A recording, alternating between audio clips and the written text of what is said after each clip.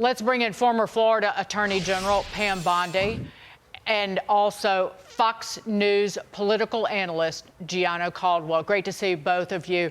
Pam, to you first. You too. Joe Biden is down in Florida trying to turn abortion into a winning issue for him, when if you look at all like the top issues that Americans care about, it's not even in the top 4. It's the economy. It's things that problems that he has created for Americans that he refuses to address.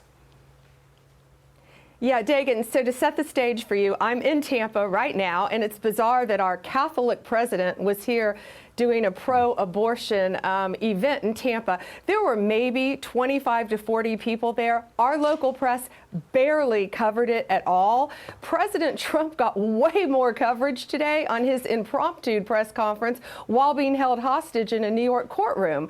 So, and you're right, Americans, the polling is very clear. They care about the economy. They care about healthcare. They care about immigration.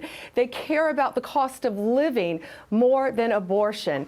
And, you know, 6 out of 10 women who have had an abortion say they felt pressured into it. So why can't we all come together on things that we all believe in? Talking to women about having babies instead of aborting babies, health care, adoption, foster care, things that we can all come together on, but that's just not happening in this country. And Joe Biden is getting no traction, especially in the state of Florida, on it. And Gianno, the point is he's trying to claim that he's on both sides of issues that you can't be on both sides of. Like, for example, here in New York on the issue of those people who are supporting Hamas.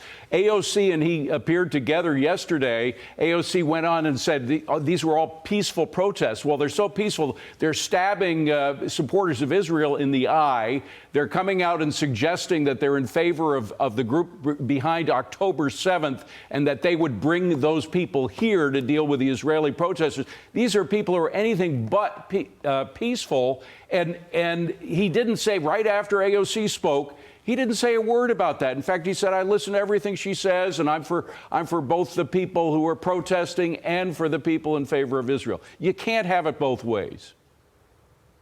I mean, it's gaslighting at best, but I'll tell you, especially when these issues have come up, I think for him, he's sitting on a powder keg of sorts when you think about the Israel-Hamas fight that's going on. You see what's going on college campuses. You see the migrant crisis that is occurring all over the country. You look at places like Chicago where residents are saying that they're going to vote for Donald Trump simply because of the migrant crisis that we see in our country. And then he comes to Florida saying that he has an opportunity to flip Florida. I can assure you that he does not have an opportunity to flip Florida. Why? Because 900,000 more Republicans are registered to vote here than there are Democrats. Think about the fact that so many people have come across the country, whether it be California and Los Angeles, Chicago, or New York, or many other places across the country that wanted a safe haven.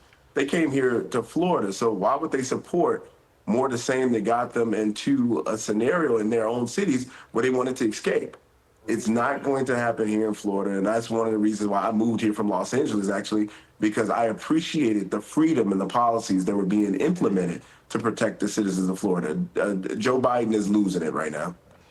Pam, before we go, I just want to raise the issue that the Democrats like to frame Republicans as being extreme on abortion.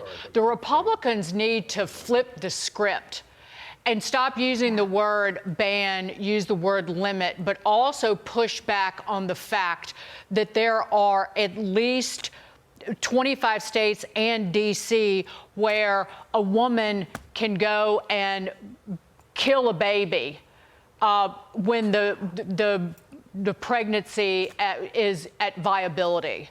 And that is extreme and foul and disgusting. And it's how the Republicans should be framing it and pushing back on these Democrats. Yeah, and Dagan, it's these late-term abortions, even after 15 weeks. The mother knows she's pregnant and the baby can feel pain.